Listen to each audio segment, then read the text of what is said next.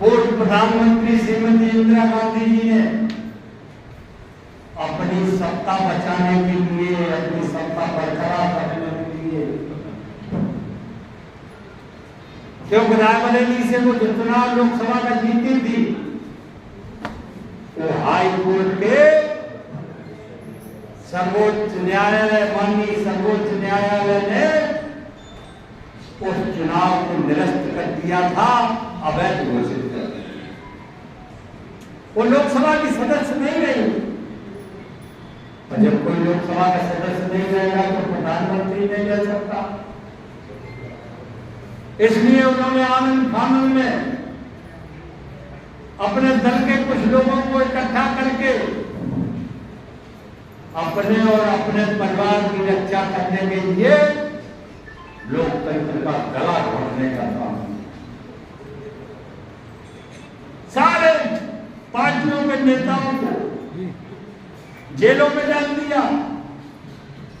हमारे राष्ट्रीय स्वयंसेवक संघ के लाखों हमारे स्वयंसेवक, मुझे याद है कि 10-10, 12-12 साल के बच्चों को भी उस समय बख्शा नहीं गया, जेल के अंदर भेज दिया। ये काला अध्याय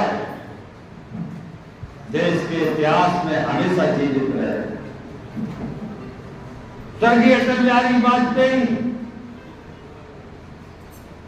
हमारे नेता थे, उस समय हमारे अध्यक्ष थे, और सबको जेल में डाल दिया गया। न कोई दलील थी, न कोई अपील थी, न कोई संविधान था, न कोई वकील था। एक तरफा कार्रवाई देश की जनता के ऊपर निरंकुश तरीके से करने का काम किया।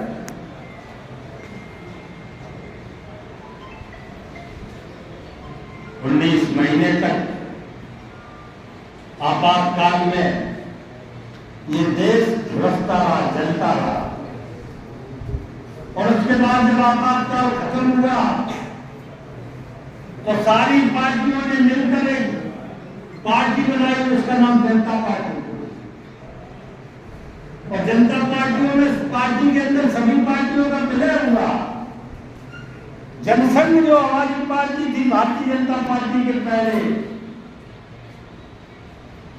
उस जनसंघ का भी विलय जनता पार्टी में हो गया। चुनाव हुआ 1977 में, आपातकाल लगा था 25 जून 1975 को, और 1977 में चुनाव हुआ। कांग्रेस का सूबा साफ हो गया। श्रीमती इंदिरा गांधी स्वयं भी चुनाव हार गई।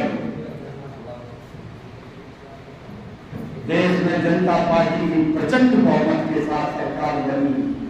मुरारजी भाई प्रधानमंत्री बने, अटल जी हमारे विदेश मंत्री। अच्छा काम सरकार ने किया। 2.5-3 साल तक सरकार ने बेहतरीन काम किया, लेकिन आपसी टकराव के कारण वो जनता पार्टी नहीं चल पाई, टूट गई। और 1980 में फिर चुनाव हुआ। कांग्रेस प्रचंड बहुमत से आई। 84 में श्रीमती इंदिरा गांधी की हत्या हुई, उसके कारण फिर प्रचंड बहुमत में आई। 89 के चुनाव में विश्वनाथ सिंह, देश के विश्वनाथ प्रताप सिंह देश के प्रधानमंत्री बने भाजपा के समर्थन से।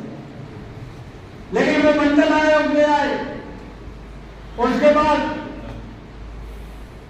आदरणीय अडवाणी जी के नेतृत्व में राम जन्मभूमि के लिए जो रथ यात्रा निकली, उस रथ यात्रा को उन्होंने बिहार में बंद करा दिया, सबको अरेस्ट कर दिया।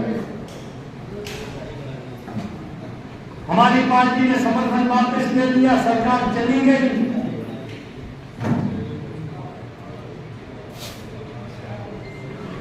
91 में फिर चुनाव हुआ।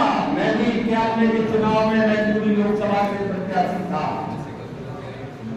लेकिन बहुत कम अंतर से भारी बेईमानी के बाद में हार गया। चुनाव होते रहे, हम दो सदस्यों की पार्टी बनकर रह रहे थे।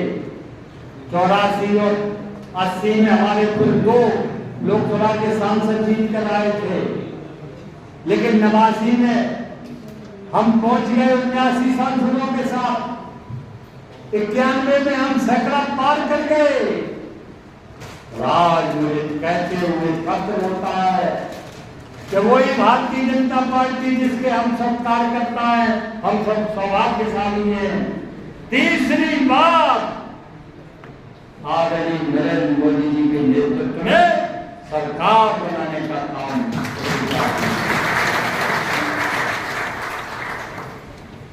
बहुत सारे काम में हुए, मैं उनका जिक्र करूंगा तो बहुत समय लग गया है।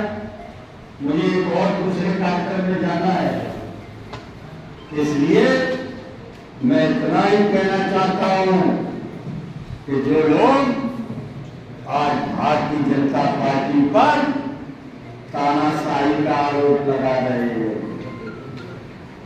संविधान दिखा रहे थे उन चुनाव में, बहुत लोग भ्रमित भी हो गए कि भाजपा संविधान की हत्या करने वाली है, आरक्षण खत्म करने वाली है। सभाओं में संविधान की कॉपी लेकर जा रहे थे। वही कांग्रेस के युवराज पप्पू भैया संविधान की कॉपी जनता को दिखा रहे थे और ये भूल गए कि उन्हीं की दादी श्रीमती इंदिरा गांधी जी ने संविधान की हत्या करने का काम, ये भूल गए।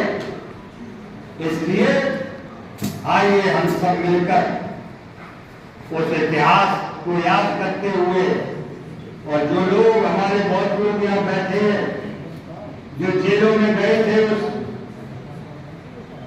समय, आपातकाल के समय, उन सबके चरणों में मैं अपना सिर झुकाकर प्रणाम करता हूँ, उनका अभिनंदन करता हूँ, उनका स्वागत करता हूँ और आप सबसे यही अनुरोध करता हूँ कि आइए जन जन की पार्टी, आप सबकी अपनी पार्टी भारतीय जनता पार्टी को मजबूत करने का काम करें।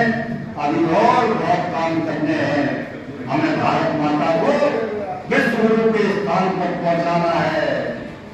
हमें देश को दुनिया के अंदर सबसे शक्तिशाली देश बनाने का हमारा जो सपना है, हमारे प्रधानमंत्री मोदी जी का जो सपना है, उस सपने को पूरा करना है।